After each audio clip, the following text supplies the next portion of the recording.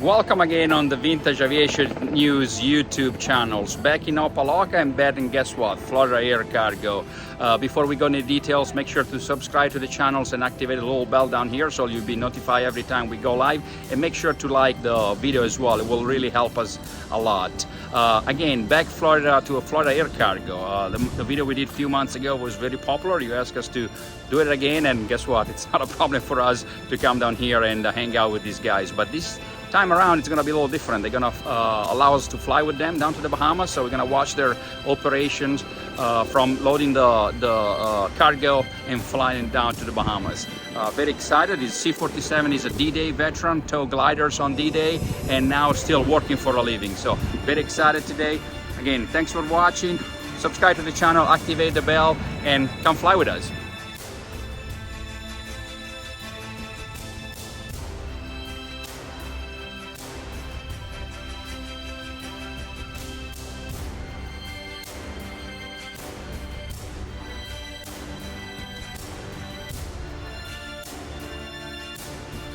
All right, the airplane is fully loaded now, and a little reminder of what Florida Air Cargo does. The company has 12 employees and they operate 3 C-47 and 2 Cessna 28 Caravans on regular flights Tuesday to Friday to the Bahamas and the Caribbean in general. Saturday, Sunday, and Mondays are dedicated to maintenance operations.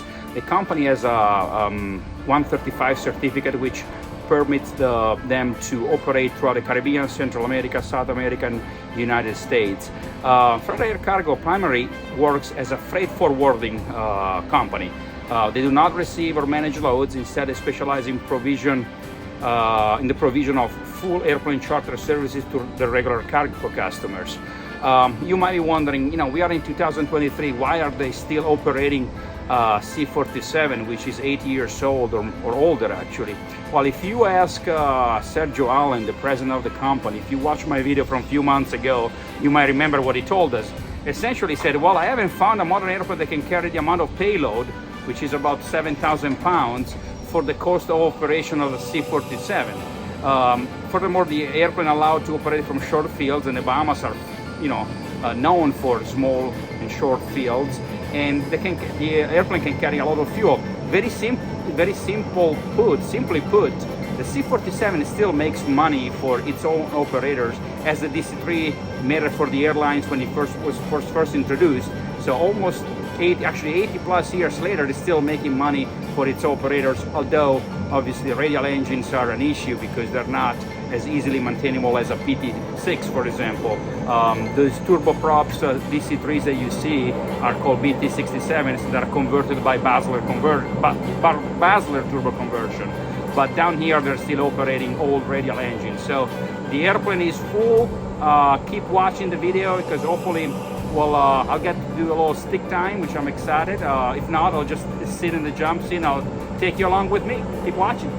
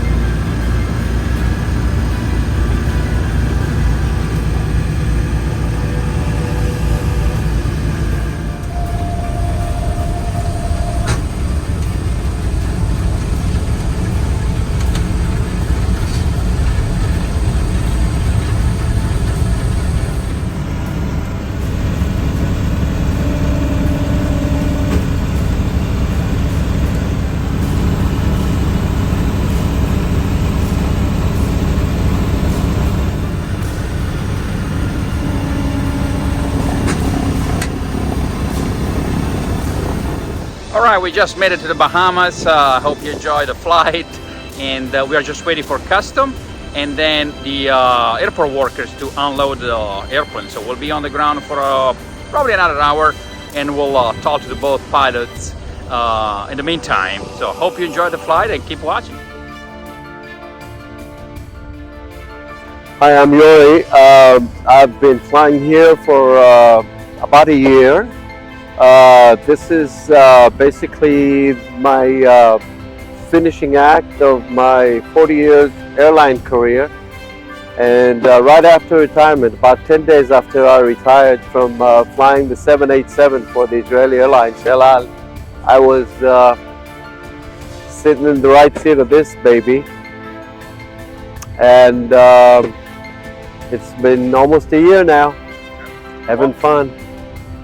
So earlier you told me you flew for 40 years for the airlines, and then you told me, well, I had to do this. This is DC-3. I mean, yeah, it was just like I said. It was for me to land this job right after retirement was like a trophy. It had to be done, and before they go out, you know, before it can't be done anymore. So it's a sort of a last chance deal here. How did you get involved with the Florida Air Cargo? I stopped by the ramp at Opaloka a few months before my retirement, introduced myself to Sergio Allen, and told him that I'm interested in flying this airplane for him.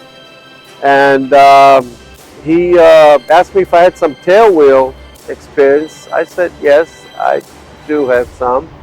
And he joined a few observation flights with him and other pilots in the company, and kept in touch with him until my actual retirement. And then I just showed up and went into the training process.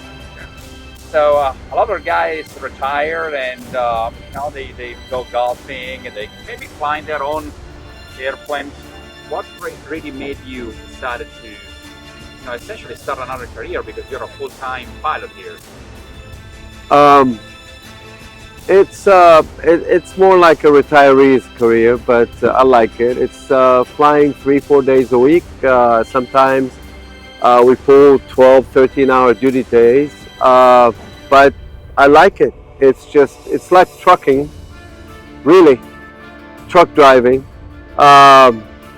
But I like it. I like the oil. I like my hands being dirty all day. And you know how it is when you tell me something without telling me something. So tell me you're a DC-3 pilot without telling me you're a DC-3 pilot. So I'll tell you that my entire wardrobe is oil stained. Yes, how you doing? I am Mauricio, last name Quiroga. I got involved with the company 20 plus years ago when it was from the original owner, Paul Kopke. And I've been with them ever since, with the exception of 2 years or so that I went to fly for another outfit and came back. How many hours do you have in on DC-3s and DC-3s and 47s now? Okay, poof, I don't know, I would say 8,000 or so. Did you fly, you're from Colombia, did you fly DC-3s in Colombia as well? No. But I knew the outfit. I was involved with everything because my father used to be a pilot, so I knew the DC-3s. Is there any specific reasons why you choose Florida Air Cargo? Was it the airplane? Was it the job? Was it a combination of both? A combination of both. A combination. How do you like finding old birds? Oh, they are very nice. I love to fly them. That's the reason I am still doing it. What are the challenges to fly them? The challenges are very slim to none. It's a very safe airplane. So So when we were flying together, you told me, you've been flying Nintendos, now you're flying a real airplane. And I really like that, right? Yeah, that's it. This is a handheld aircraft. You have to be on top of it and fly it. No autopilot, no gimmicks. How many years do you see yourself flying these airplanes? Until they deny me the medical. Okay.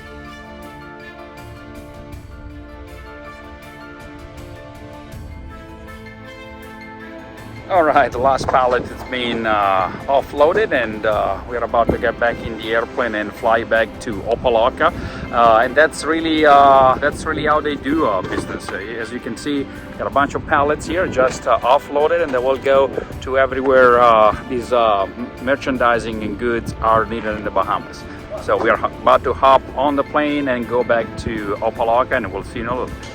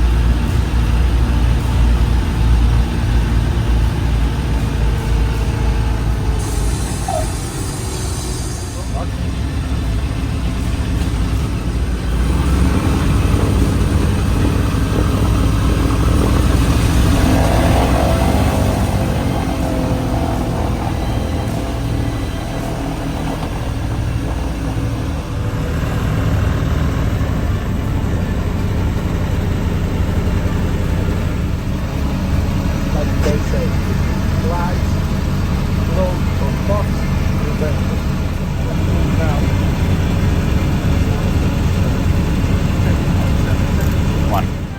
Back to base, back to Opalaka, and the airplane is already getting some fuel. Tomorrow morning they'll go right away. Cargo is already lined up. The guys are already loading up the airplane. 7:30, 8 o'clock tomorrow morning, the crew comes here, back to the Bahamas or back to the Caribbean, wherever Florida Air Cargos need their goods delivered.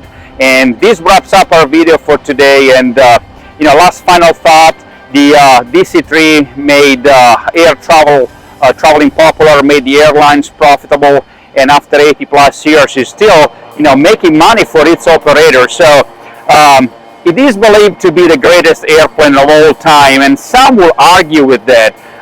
We certainly believe it is the greatest airplane of all time. So thanks for watching. We hope we enjoyed this video, and as usual, subscribe to the channel, activate the little bell so you'll be notified when we go live. Put a little like here on the video, that helps us with the algorithm, so we'll really appreciate that. As usual, thanks for watching, and on to the next adventure next time.